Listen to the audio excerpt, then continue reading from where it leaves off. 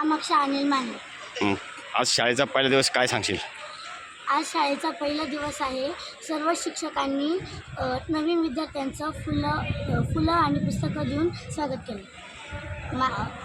मी आता 7वीत शिकते. बरं, शाळा कशी वाटते तुला?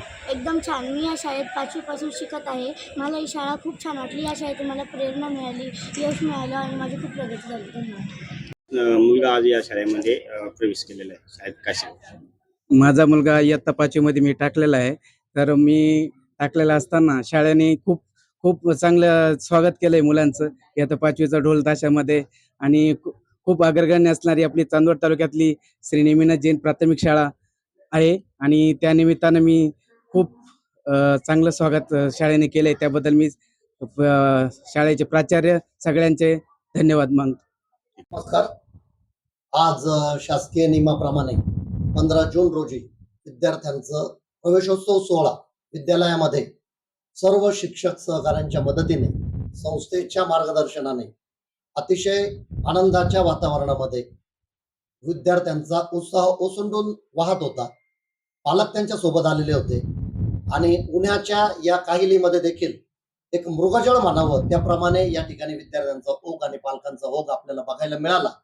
आता आपण मगाशी म्हटल्याप्रमाणे की या ठिकाणी जे माजी विद्यार्थी आहेत ते विद्यार्थ्यांची नाळ या संस्थेशी, चांदवड म्हटलं की नेमिनाथ जैन ब्रह्मचर्याश्रम आणि नेमिनाथ जैन विद्यालय त्यांच्याशी अगदी असं जरी म्हटलं की 2ऱ्या-3ऱ्या पिढीचे जे मुलं आहेत ते अजूनही या शाळेमध्ये प्रवेश करतायत.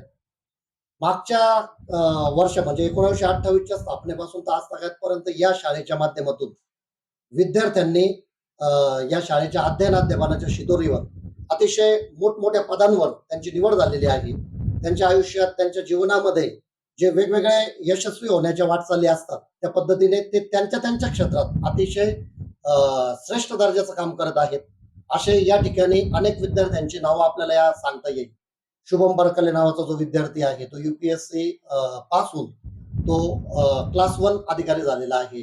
श्रुती चव्हाण असेल, तेजस्विनी मोरे असतील, अशा पद्धतीने मोठी या ठिकाणी शृंखला आहे की जे विद्यार्थी UPSC, MPSC, शासकीय परीक्षा वेगवेगळ्या विभागामध्ये आणि आपल्या कार्याने ते ठसा उमटवत आहेत.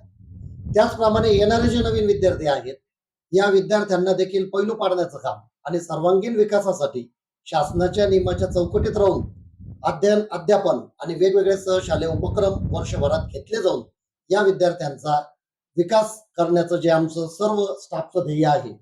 मग सगळ्यात महत्वाचं गुणवत्ता असेल, त्याचप्रमाणे त्यांच्या वैयक्तिक आरोग्याचा प्रश्न असेल, सर्वांगीण विकासाचा प्रश्न असेल, हे सर्व टीमवर्क असल्या कारणाने या ठिकाणी माझे सगळे सहकारी शिक्षक, त्यानंतर शिक्षकेतर सहकारी, पालक आणि या सगळ्यांच्या माध्यमातून शिक्षण विभाग असेल, संस्था असेल, या सगळ्यांच्या माध्यमातून त्यांच्या सगळ्यांच्या सहकार्याने या ठिकाणी विद्यार्थ्यांच्या विकासासाठी आम्ही कटिबद्ध असतो आणि या नवीन विद्यार्थ्यांसाठी देखील त्याच पद्धतीने आम्ही प्रयत्न करू आणि निश्चितच त्या विद्यार्थ्यांचा विकास आम्ही या ठिकाणी करू असं आमचं उद्दिष्ट आहे.